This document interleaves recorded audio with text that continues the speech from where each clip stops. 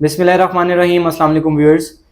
आज की डेट में हम जो सबसे ज़्यादा एक रेस्ड क्यूरी है गुलबर्ग ग्रीन्स और गुलबर्ग रेजिडेंशिया के हवाले से, उसके बारे में आपसे बात करेंगे।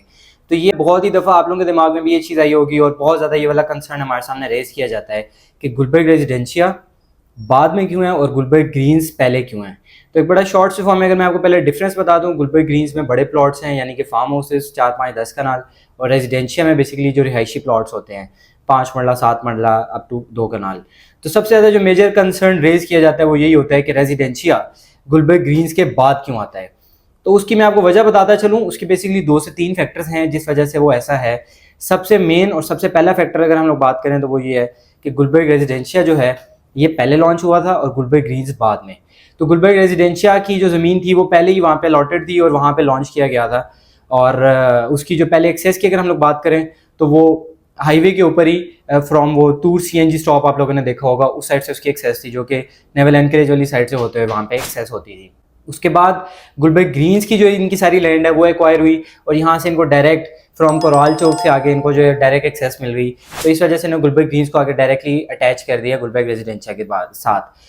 अब गुलबर्ग रेजिडेंशिया इन्होंने उस साइड पे क्यों अलॉट किया था, उसकी परचेजिंग उस साइड पे क्यों की थी, तो उसकी जो सबसे मेजर रीज़न है और जो सबसे उसकी बड़ी वजह है वो ये है कि as per CDA law society bound थी कि कंप्लाइंस करे with the laws of CDA.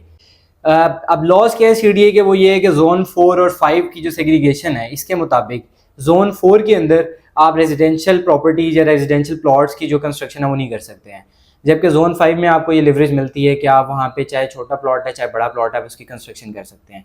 यही मेन को रीज़न थी कि जोन 4, अब ये जो जोन्स हैं ये सीडीए की तरफ से बड़ा बहुत अर्सा पहले डिफाइंड है।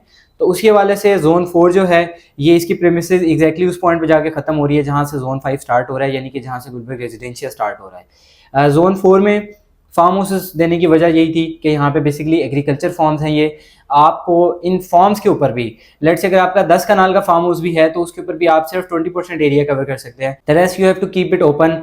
तो इस वजह से जोन 4 और 5 की सेग्रीगेशन रखी गई थी। तो दीज आर द रीजंस जिसकी वजह से गुलबर्ग रेजिडेंशिया और गुलबर्ग इस्लामाबाद का आपस में सीरीज़ का जो है वो डिफरेंस आया है। आई होप आज की इस वीडियो ने आपका ये वाला कंसेप्ट क्लियर कर दिया होगा। और इसके साथ साथ मैं आपको ये भी बताता चलूँ कि गुलबर्ग रेजिडेंशिया इटसेल्फ अपेरेंटली आप लोगों को माइट भी लगे कि बहुत दूर है, बट इसकी जो इस चीज़ को एक सबसे जो एड ऑन मिलता है वो ये है कि 220 फीट वाइड रोड आपको लीड करती है टूवर्ड रेजिडेंशिया, जिसके लेफ्ट और राइट साइड पे कमर्शियल प्रोजेक्ट्स हैं, यानी कि आपको एक पूरा ब्लू एरिया का थीम मिलता है। तो कम्युलेटिवली आपको ऐसे कोई फील नहीं आती कि आप कोई बहुत दूर के एरिया में जा रहे हैं। 220 feet wide road without any sort of signals, without any sort of traffic, directly takes you to the Gulberg Residencia, which is fair enough I would say। और इसके साथ साथ आगे रेजिडेंशिया में जाने के बाद भी आपको गुलबर्ग सर्कुलर एवेन्यू के नाम से एक रोड मिलता है जो सारे ब्लॉक्स को आपस में कनेक्टेड रखता है। ऑल दो वो भी 100% क्लियर नहीं है, पार्शली बना हुआ है, but once it will be completed तो वो विद इन गुलबर्ग रेजिडेंशिया की भी जो आपका कम्यूट होगा, जो मूवमेंट होगी, वो that will be a lot easier. तो thank you so much for watching your video. Until then Universal Enterprises signing out. जज़ाकल्लाह खैर।